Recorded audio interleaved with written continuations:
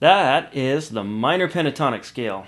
That's what we're going to be learning today. It's the basis of a lot of rock and blues soloing. The blues scale is made off of that scale. You can do a lot of different things with it. It's really easy to play. Check it out. Alright, so now that we're zoomed in, let's go ahead and take a look at this pentatonic scale. Alright, so I'm going to play it. I'm going to play an A minor pentatonic scale. I'm going to go up and down, and then I'll go note for note and show you exactly what I'm doing.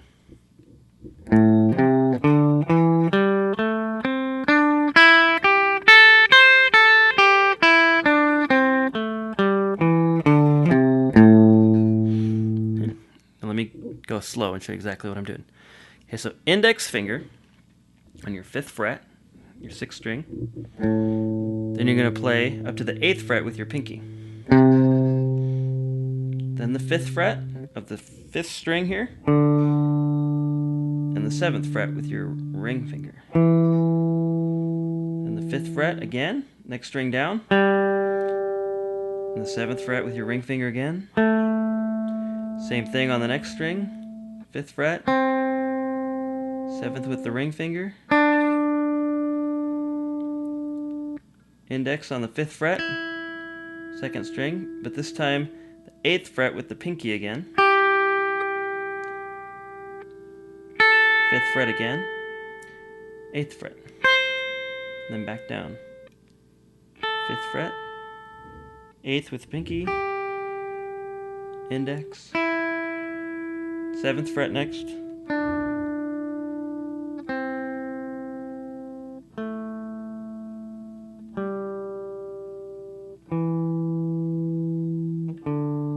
eighth fret, 5th fret.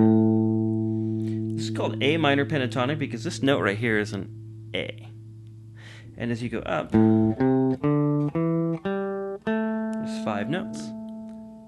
1, 2, 3, 4, 5, and then back to the A.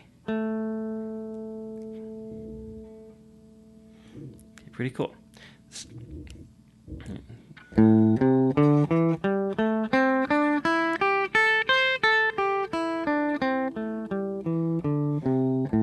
Now, playing the scale up and down will help you with your dexterity.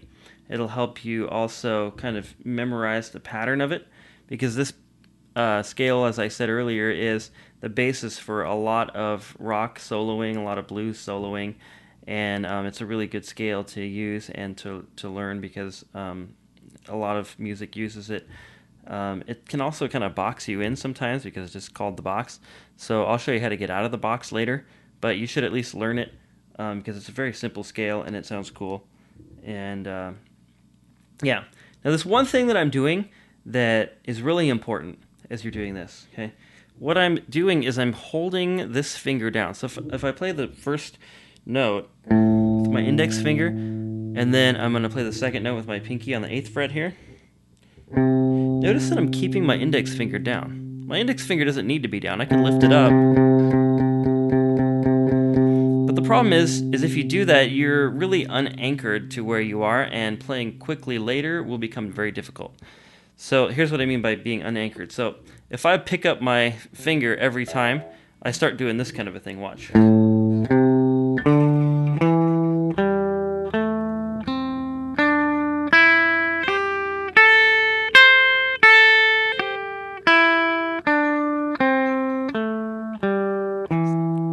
See how my wrist is moving back and forth?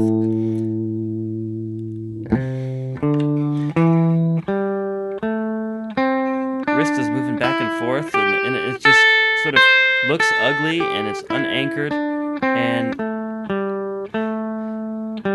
beginners will do this really badly sometimes, and it'll get to the point where they're almost doing this. It gets very unmusical, doesn't sound very good at all, and also slows them down. Whereas opposed to if you keep that anchor going, you can do this.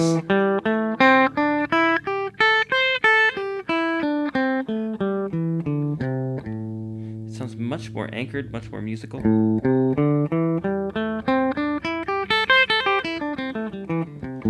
can get going fast. faster with it. Okay. So then when you start to do soloing on your own, if you're used to doing this kind of a thing, your solos are going to sound kind of like...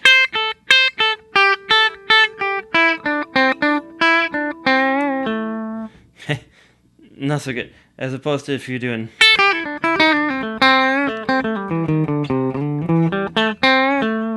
Notice that I'm staying pretty much anchored. Do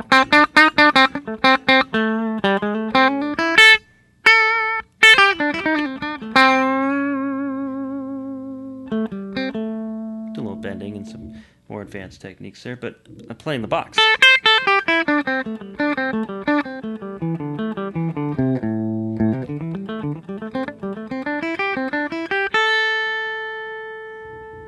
Keep that anchor going, don't do this.